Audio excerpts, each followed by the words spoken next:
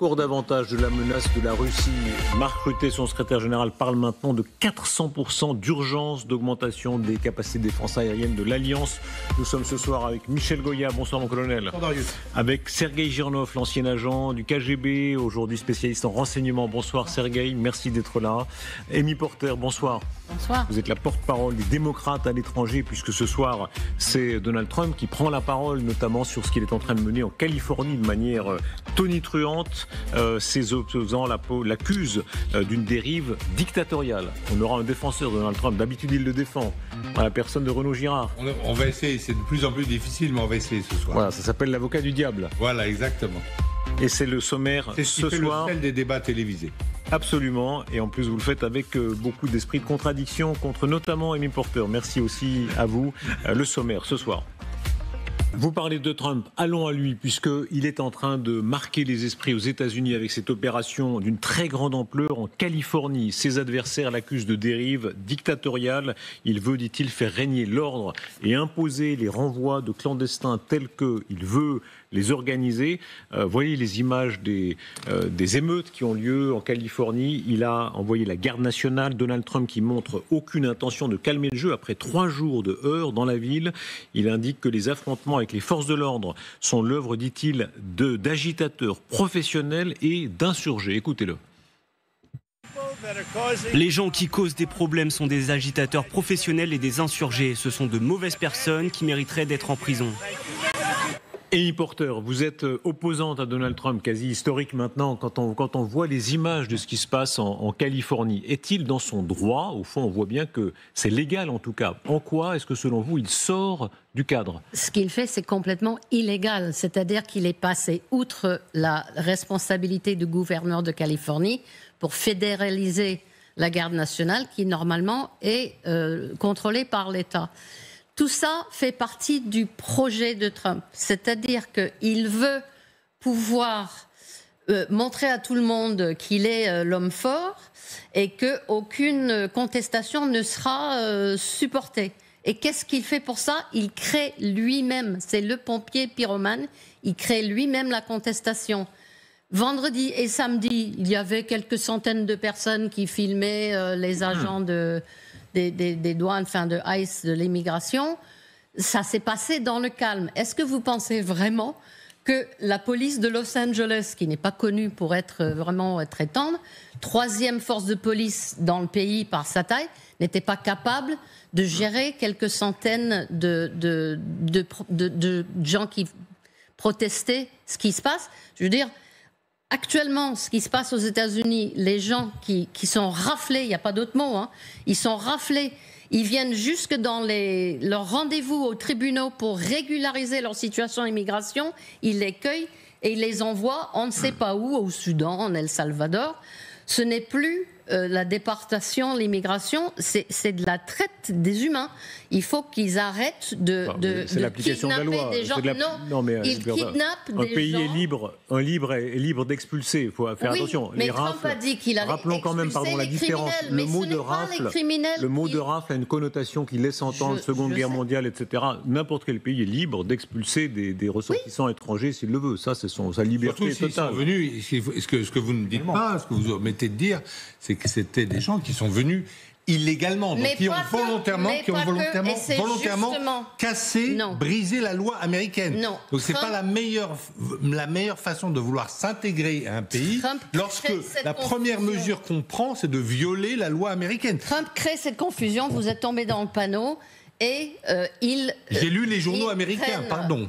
Ils arrêtent des gens qui sont tout à fait en situation régulière, qui payent leurs impôts, qui ont des enfants nés aux États-Unis, donc citoyens américains, et encore une fois, comme il a fait dans son dernier mandat, va séparer des familles. C'est absolument déchirant ce qui se passe. Donc il y avait quelques centaines de personnes qui protestaient. C'était pas la peine qu'ils envoient la garde nationale. Ce que m'a expliqué quand même le New York Times, mais peut-être que c'est un journal démocrate qui est pas assez à gauche pour vous, ce que m'a expliqué le New York Times, que j'ai lu bêtement, c'est que quand même les raids étaient pour aller prendre dans des quartiers du sud de Los Angeles des immigrants illégaux, des gens qui étaient là illégalement. Alors peut-être que les journalistes américains se trompent, mais c'est quand même ce que nous avons tous appris. Alors, 2 choses. Ils étaient chez Home Depot, ce qui est l'équivalent de Castorama, et le New York Times est détenu par un républicain, juste pour votre gouvernement. ah bon, alors si le New York Times est répudié par vous, représentant de la démocrate, il faut trouver un journal plus à gauche, ça va être difficile. Le New York Times n'est pas un tract de droite, vous poser les choses. Non, mais je pense également que ça se passe en Californie et que c'est la bête noire de Donald Trump, parce que la maire et le gouverneur sont des démocrates. Gavin Newsom était un potentiel candidat à la présidence et le sera peut-être à l'avenir. Et donc, s'il peut démontrer que la Californie n'est pas à la hauteur, que les autorités californiennes ne sont pas à la hauteur, il ne s'en prive pas. Et par ailleurs, c'était sa principale promesse de campagne, d'expulser des immigrants. Et donc là, ça donne effectivement une plus grande visibilité en déployant la garde nationale. Et puis quand on parle du Parti démocrate, on se rend compte, moi qui suis un peu plus vieux, du Parti démocrate qui a envoyé l'armée contre les émeutes à Los Angeles en 1968. Vous vous souvenez peut-être Moi, je me souviens de Lyndon Johnson qui a envoyé la garde nationale pour protéger Martin Luther King et les gens qui protestaient ce qui se passait pour les droits civiques. Donc, ne mélangeons pas tout. Vous vous souvenez est-ce que vous vous souvenez pas tout. Non, je parle d'un phénomène historique très précis. Tout le monde peut-être se souvient, ce sont les émeutes en Californie, à Los Angeles précisément, en 1968. Vous vous en souvenez ? Martin Luther King, il vivait sur l'autre côte. Donc là, c'est bien Johnson qui a envoyé la... Restons à 2025. Est-ce que ça plaît à son électorat, ce ton ? Trump est en train effectivement de contribuer à créer un bras de fer qui est en partie ex nihilo. Il faut lire ce qu'il dit sur son réseau social. S'il crache, nous frapperons. Et je vous promets qu'ils seront frappés plus fort qu'ils n'ont jamais été frappés auparavant. Un tel manque de respect ne sera pas toléré. Vous savez, il y a quelque chose auquel vous allez encore me traiter de complotiste, mais Trump a fait tellement la semaine dernière dans l'embrouille avec Musk qu'il lui fallait en fait ouvrir un contre-feu. C'est ça. Ça c'est la pratique politicienne trop connue et très bien connue dans le the dog, the tail wags the dog. Et donc il a allumé ce contre-feu. Comme pyromane, je suis d'accord avec vous, parce qu'il y a beaucoup d'effets d'annonce, parce qu'en fait, sur les 2000 annoncés de la garde républicaine, il y a 300 seulement actuellement qui sont déployés.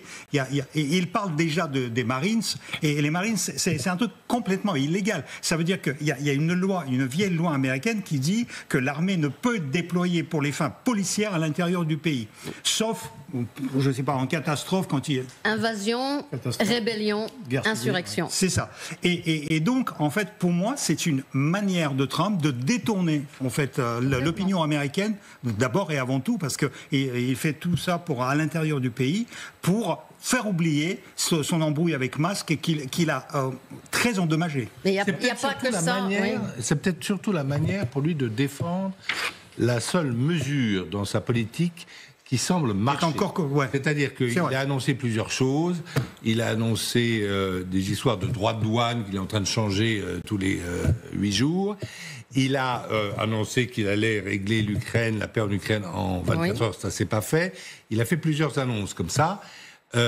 Et la seule chose qui, pour le moment, marche, c'est son durcissement contre l'immigration illégale. Et de fait, il faut le reconnaître, honnêtement, il y a beaucoup moins d'immigrés illégaux qui passent la frontière des États-Unis depuis le 20 janvier qu'avant. Et vous n'avez pas répondu. Est-ce que tout ça plaît à son électorat ? On sait à quel point, au fond, Trump a réussi quand même à être élu à nouveau, avec la force de cet électorat déterminé, concentré. À son électorat, oui. Non mais, comment dire, en termes militaires, on appelle ça une pseudo-opération, ce qu'est en train de faire Donald Trump. C'est-à-dire qu'on engage une opération militaire sans autre objet qu'elle-même. Et